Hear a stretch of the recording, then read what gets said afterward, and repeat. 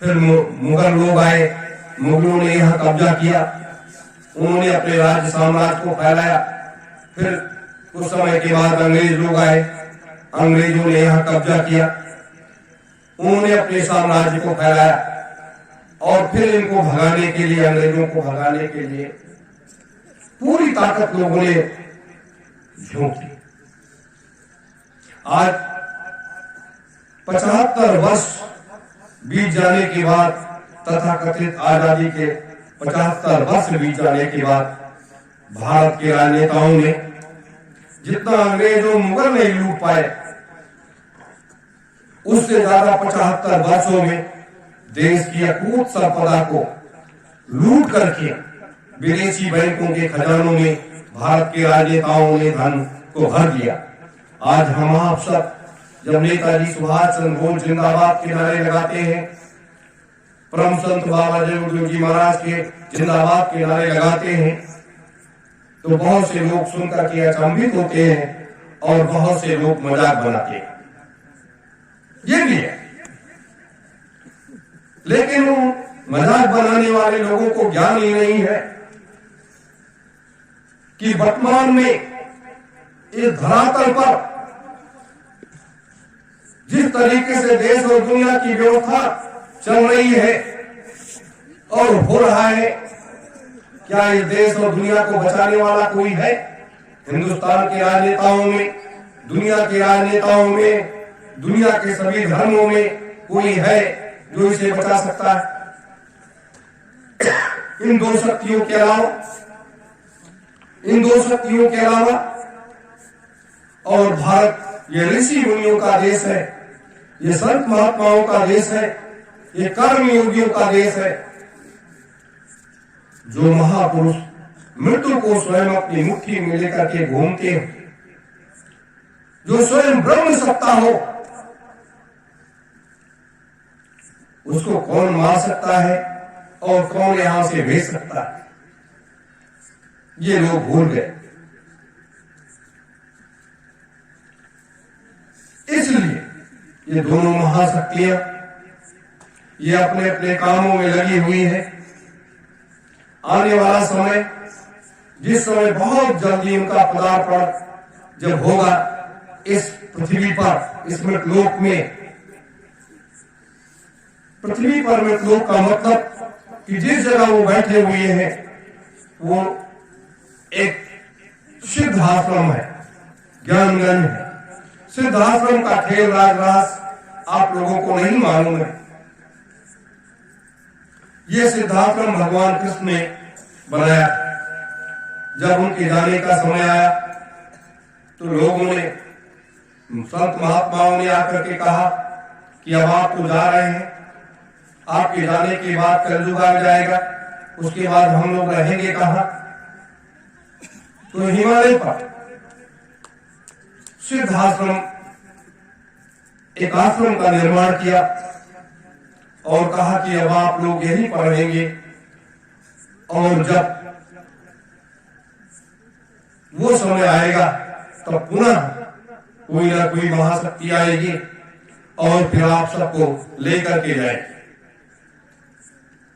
तो वहां जाकर के तमाम महात्मा बैठ गए और वहां रहने लगे, वहां साधना करने लगे। आप सोचो, अगर अनादिकाल से लेकर के आज तक के महात्माओं की गणना की जाए, 3000 महात्मा ऐसे हैं जो अपने उसी शरीर से बैठे हुए हैं। तो मृत्यु पर उन्होंने विजय पाई, तभी तो बैठे हुए हैं उसी शरीर से। मृत्यु पर तो आप भी विजय पा सकते हो, आप भी विजय पा सकते हो। मृत्यु आपके बगल में फटकेगी भी नहीं, यमराज के दूत या यमराज आपके पास आएंगे भी नहीं। ऐसे ऐसे मंत्र हैं, ऐसी ऐसी सिद्धियां हैं और ऐसी ऐसी चीजें हैं जिससे लोग आगे चलते रहते हैं। महात्माओं की आवश्यकता इसलिए रहती है कि हमारे इस मृतलोक में संतुलन बनाने के लिए उनकी आवश्यकता पड़ती है, इसलिए वो शरीर हमेशा विद्यमान रहते हैं। तो ये नेताजी को इच्छा मृत्यु का वरदान तो प्राप्त उन्होंने इस मृतलोक के नियम के हिसाब से किया।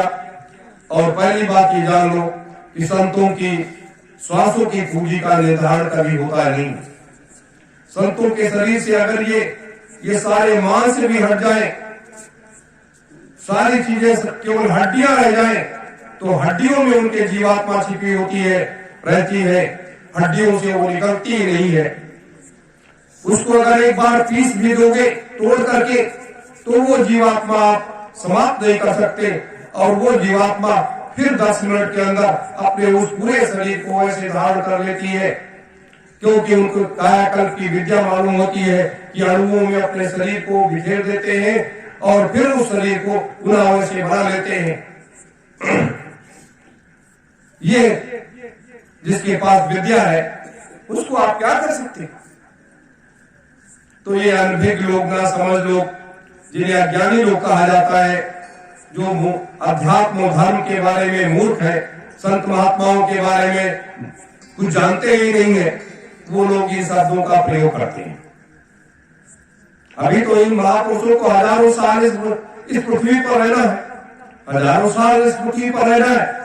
ये सारी कार्य व्यवस्था करने के बाद, इसको चुस्त दुरुस्त स्थापित करने के बाद तब कहीं जाने का वो निर्णय लेंगे, इतनी जल्दी निर्णय ले लेंगे, ये कभी सोचा ही नहीं लोगों ने, कभी नहीं सोचा। ये मृतलोक का आवागमन का खेल बड़ा निराला है। इस खेल को अगर समझोगे तब आपके थोड़ी सी समझ में आएगा कि वास्तविक रूप से ये मृतलोक है क्या। मेरे धर्म प्रेमी गुरु भाई बहनों, मैं आपको इसलिए इस धर्म के परिक्षेत्र में इसलिए बता रहा हूं कि समय का चक्र जिस तरीके से घूम रहा है, जिस तरीके से चल रहा है, उसमें आपको समझना आवश्यक है। हमारे एक एक कार्यकर्ता पदाधिकारी को समझना आवश्यक है। और जैसे बहुत से कार्यकर्ता पदाधिकारी शरीर छोड़ करके चले जाते हैं, पुनः उनका बचपन का एक दौर शुरू होता है, जन्म लेना, माँ के गर्भ में जाना और जन्म लेना, पुनः एक दौर शुरू होता है। लेकिन वो भी कार्यकर्ता पदाधिकारी, मैंने बार बार कहा कि अगर मेरे बताए नियमों का पालन करोगे तो हजारों हजारों साल रह करके यहाँ के वो हो जाओगे। अगर नहीं पालन करोगे तो भाई आप जानो, आपका काम जाने। इससे पहले कल 23 मार्च है, परम पूज्य स्वामी जी महाराज का मुक्ति दिवस है। मुक्ति दिवस का मतलब 23 मार्च 1977 को स्वामी जी महाराज जेल से छूट करके आए थे। इमरजेंसी में इंदिरा सरकार ने उनको गिरफ्तार किया और भगत सिंह, सुखदेव और राजगुरु का शहीदी दिवस है। 23 मार्च को ही इन महान राष्ट्रभक्तों को फांसी पर कहा जाता है कि लटका दिया गया था। कहा जाता है कि फांसी पर लटका दिया गया था। तो कल का ये दिन हम आप सब धर्म की ध्वजा को बदलेंगे, नया ध्वज लगाएंगे, नया कपड़ा पहनाएंगे और उसके बाद प्रार्थना पूजा पाठ करेंगे। फिर उसके बाद कल का तुरंत ये कार्यक्रम करेंगे और आपको ये बताएंगे कि इतना बड़ा महान संत जेल की सलाखों के पीछे क्यों गया, किसके लिए गया, और हमारे वो नवनिहाल राष्ट्रभक्त क्रांतिकारी क्यों फांसी के फंदे को चूम लिया, इनकलाब जिंदाबाद बोलते हुए ऐसा क्यों किया। ये भारत माता एक ऐसी मां है जो अपने पुत्रों को बलि की वेदी पर चढ़ा करके और राष्ट्र को जिंदा रखना चाहती है कि हमारा देश राजा रहे या न रहे, हमारा देश रहना चाहिए। जो बात कभी कैकेयी ने जब त्रेता में ये मामला आया, आपस में भगवान श्री राम, वशिष्ठ, विश्वामित्र, कैकेयी ने जब आपस में चर्चा शुरू किया कि ये सारे कार्य इस योजना के तहत लागू करने हैं, तो तुरंत वशिष्ठ महाराज ने कहा कि इसमें तो आप जानते क्या होगा। दशरथ जी को के प्राण पखेरु निकल जाएंगे और फिर ये राजपाट सूना हो जाएगा, तब क्या होगा। तो कैकेयी ने कहा राजा रहे या न रहे, लेकिन हमारा देश सुरक्षित रहना चाहिए, और जिस काम के लिए इन्होंने अवतार लिया है कि वो जानती थी कि ब्रह्म सत्ता है, इनको उस काम के लिए अपने काम को पूरा करना चाहिए। ऐसे काम चलने वाला नहीं है। मेरे धर्म प्रेमी गुरु भाई बहनों, तो वो मां, वो उसे कहा जाता है विदुषी थी, वो एक राजनीतिज्ञ थी, वो एक धार्मिक मर्मज्ञ महिला थी, और वो भारत माता का एक दूसरा रूप थी। तो आज हमारी माताएं क्या कहती हैं अपने बच्चों कि आप डिग्री लो, पढ़ाई करो, और उसके बाद नौकरी करो, धंधे करो, 4 पैसे कमाओ, ये करो, वो करो। आज के हिसाब से हमारे जो भी लोग अपने बच्चे बच्चियों को ये शिक्षा देते हैं, आवश्यकता है, ये गलत रास्ता नहीं है, गलत बात नहीं। लेकिन इस देश को, यही कारण है कि आज देश में चोर उचक्के और लफंगे लोग भारत की सत्ता पर जाकर के बैठ गए, कब्जा कर लिए, और इस भारत माता के ऊपर स्वयं अत्याचार करने लगे, इसका शोषण करने लगे, ये होने लगा। तो आप बताओ कैसे कौन बर्दाश्त करेगा। हम आप जैसे लोगों को इस मृतलोक में आकर के संघर्ष करना पड़ रहा है, इसलिए संघर्ष कर रहा है, पड़ रहा है कि मृतलोक की एक मान्यता है, एक मर्यादा है, और उस मर्यादा के बाहर आप उस मर्यादा को लांघ नहीं सकते। जैसे नेताजी सुभाष चंद्र बोस को ले लिया जाए, मर्यादा को उन्होंने नहीं लांघा, मर्यादा में रह करके, चाहे आजादी का आंदोलन रहा हो और चाहे संत बनने के बाद भारत के राजनेताओं ने बड़े बड़े अत्याचार किए,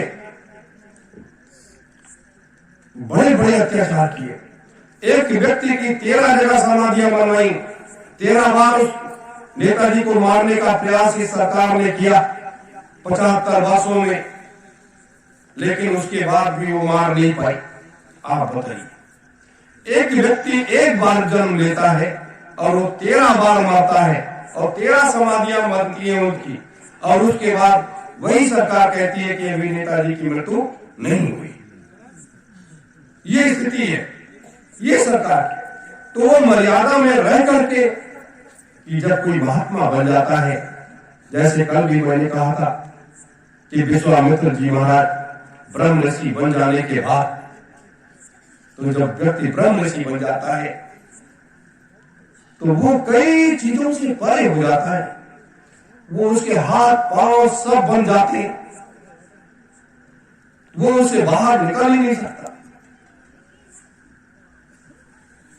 भगवान शिव मर्यादा में नहीं है, इसीलिए भगवान शिव को स्वतंत्र रखा गया। चाहे जिसको आशीर्वाद दो, चाहे जिसको श्राप दे दो, और जब जरूरत पड़े तो इसको जुड़ करके इसको मिटा दो, संहार कर दो। और सबकी एक मर्यादा है, विष्णु भी मर्यादा में, ब्रह्मा भी मर्यादा में, लेकिन भगवान शिव की मर्यादा कोई मर्यादा नहीं बनाई गई। और महात्माओं की मर्यादा तो मृतलोक में बहुत बड़ी चीज है। परम पूज्य स्वामी जी महाराज को इंदिरा जी ने आपातकाल लगा करके, इमरजेंसी लगा करके जेल में डाल दिया और उसका पालन करते हुए जेल में चले गए। खड़ी हकड़ी बेड़ी पड़ा दी गई, तब भी उल्टा से मत नहीं हुए। क्यों? मर्यादा का उन्होंने पालन किया। मेरे धर्म प्रेमी गुरु भाई बहन, हम आप सब मर्यादा में बंधे हुए हैं, लेकिन हमारी आपकी मर्यादा एक सीमित मर्यादा है। अगर जरूरत पड़े तो सारे खेल को खेलने पड़ेंगे, सारे रास्ते को साफ करने पड़ेंगे, सारे मार्ग पर जो कटीली झाड़ियां हैं उन झाड़ियों को साफ करना पड़ेगा और एक नया रास्ता बना देना पड़ेगा। तब ये जाकर के इतना बड़ा काम होगा, तब ये जाकर के इतना बड़ा काम होगा। युग परिवर्तन की इस बेला में, सतयुग की स्थापना में और इतने बड़े काम करने के लिए आप सब यहां बैठे हो। आप सबों से मेरी ये गुजारिश है कि आप देख रहे हो, ये भारतीय सुभाष सेना के